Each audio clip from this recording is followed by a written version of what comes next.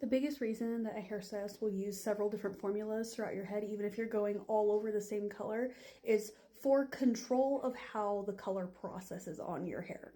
And one thing that does affect how your hair processes with hair color is the different zones in your hair strand. So there's generally 3 zones to your hair. The very first zone is the very root of your hair. Pretty much everybody has a zone 1, unless you completely like shave to the skin, bic, bald, shave your head. Then we have zone 2, which is just directly after that point of the root.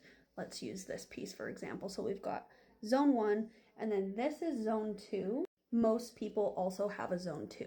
And your zone 2 can be very short or very long hair. And then you have zone 3. Right here, I have a zone 3 on this piece of hair, which is like the damaged bits at the ends of my hair. Not everybody has a zone 3. That just depends on how long or short your hair is and how damaged your hair is. So if the porosity is all different at each zone, you would want to use different formulas to get it to process to look like the same color. So when you formulate for the hair that's right next to the scalp, it does interact differently because of the heat from your scalp. The way someone formulates scalp color formulas is kind of controversial in the hair community, so I'm not going to get into what is correct or incorrect, but that is why they change the formula, whether it's to mute the color that you're going for or change the developer that they use so that this and this match at the end. And same with zone 3. Sometimes when your hair is damaged in a way to where if you were to formulate the same color on the ends as you do zone 2, it might soak up the color more and turn the ends either darker or more muted or muddy than that midsection hair.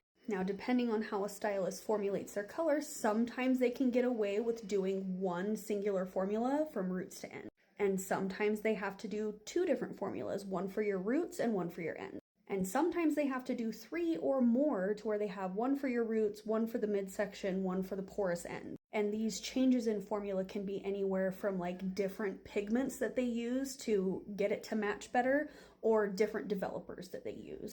And changing the developers just gives you more control as you are applying it to the head.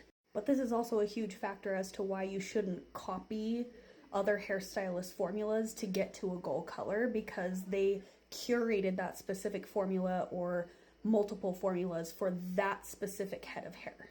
But it is a good learning tool to know, hey, they probably put this formula or these formulas on this specific head of hair and got this result. So you can kind of log that away in your brain. So if you come across an issue like what another person has done, then you could potentially use that specific formula or take that as inspiration for formulating somebody else with like a similar starting point, if that makes sense. But this was a great question. Thank you so much for asking it. And I really hope that my answer made sense.